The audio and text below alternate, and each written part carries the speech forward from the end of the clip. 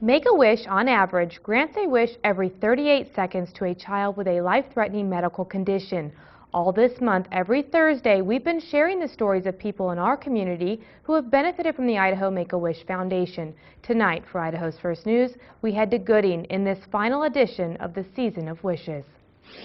He was diagnosed with neuroblastoma in February of 2012. He was diagnosed when he was almost 3. Yeah, the tumor had grown to a point where it was actually blocking off his stomach and his intestines, and he wasn't eating and had some constipation issues, and that's what we were dealing with for about 6 months. We had gone to his nurse practitioner about 4 times trying to figure out what was going on. In January 2012, started having a low-grade fever, which we thought, well, it's just a cold. And then we noticed he was losing some weight and feeling really lethargic, so we were kind of really frustrated with not getting some answers. So we decided to take Nick to the hospital. We found that Nick had a tumor that was encasing his kidney and attached to his lower abdomen. Nikolas was life-flighted that day to Primary Children's Medical Center in Salt Lake City, Utah. The next day they went in and took his kidney,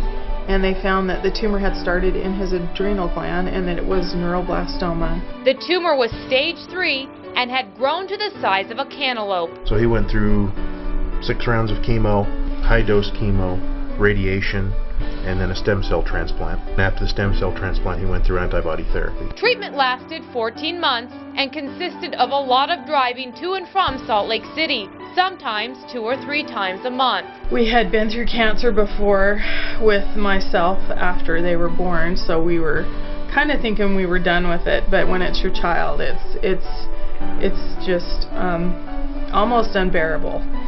But we were fortunate. We had really good support at Primary Children's. That hospital is so amazing. They take care of the parents, the child, and they make sure as a family that you're coping and you're able to function.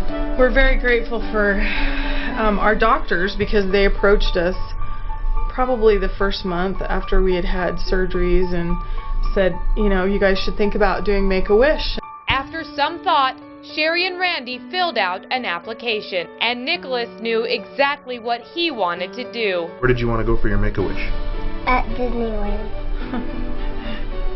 Who did you want to see?